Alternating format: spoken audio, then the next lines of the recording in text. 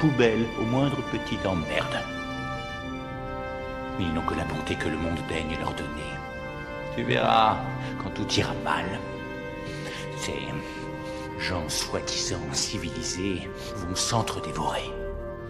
Peu importe le nom qu'on te donne, c'est les actes qui font l'homme. On n'est pas le meilleur quand on le croit, mais quand on le sait. Éprouve de la souffrance.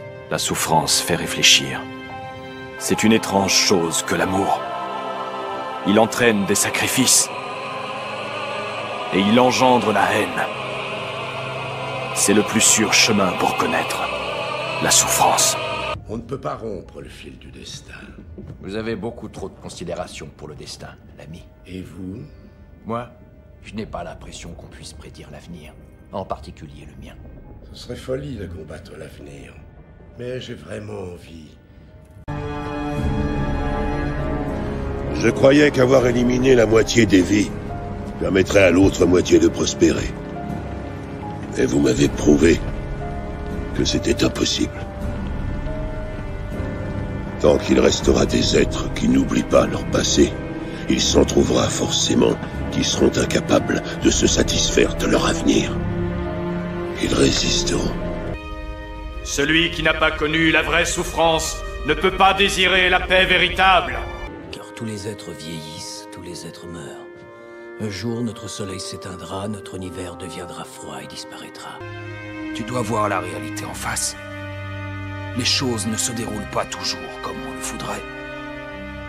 Plus on vieillit et plus on prend conscience d'une chose. Quoi qu'on t'ait raconté, la vie sur cette terre est souvent synonyme de douleur, de souffrance et de vacuité. Et ça, tu peux rien y faire.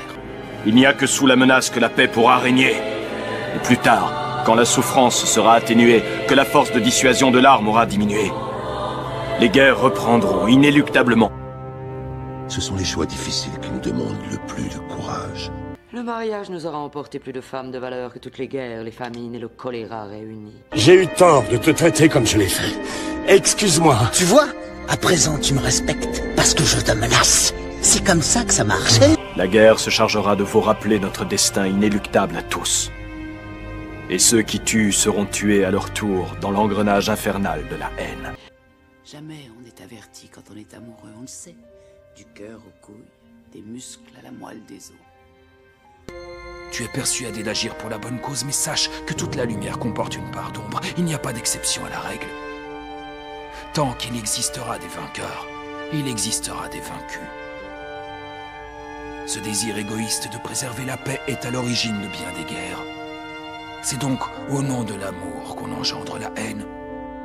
Ces concepts semblent opposés, mais ils sont si intrinsèquement liés qu'on ne peut les séparer. Faut parfois creuser profond pour trouver ce qu'on cherche.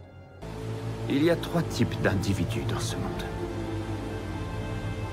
Il y a les hommes qui ont une raison de vivre, les hommes qui ont une raison de mourir, et les hommes qui ont une raison de tuer. On ne peut pas comprendre quelqu'un qui souffre avant d'avoir fait soi-même l'expérience de la souffrance. Mais ce n'est pas parce qu'on arrive à se comprendre qu'on s'entend mieux, malheureusement. C'est la triste réalité. Personne ne sort de sa propre histoire. Il faut enterrer ses péchés comme on enterre ses morts. L'idée n'est pas de les laisser tomber dans l'oubli, mais de les garder en mémoire et de trouver comment aller de l'avant, quoi qu'il arrive. Puis quand a-t-on adopté l'homme dans la jungle? Ce n'est qu'un petit, tu le vois bien. Mon visage ne te rappelle-t-il pas ce dont est capable un homme adulte? Je change de terrain de chasse pendant quelques années et tout le monde oublie ce que dit la loi. Je vais vous rafraîchir la mémoire. Un petit homme deviendra un homme. Et ici, l'homme n'a pas sa place! Je sais ce que ça fait de perdre. D'être absolument certain d'avoir raison. Et d'échouer, malgré tout.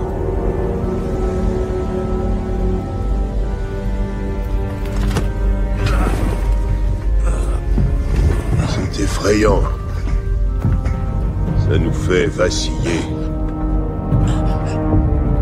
Et à quoi bon, en fin de compte? On le redoute, ou qu'on veuille le fuir. On n'échappe pas au destin. Est-ce bien lui que vous devez craindre? Ou est-ce moi? Vous voulez protéger le monde, mais vous ne voulez pas qu'il change. Comment sauver l'humanité sans lui permettre d'évoluer ?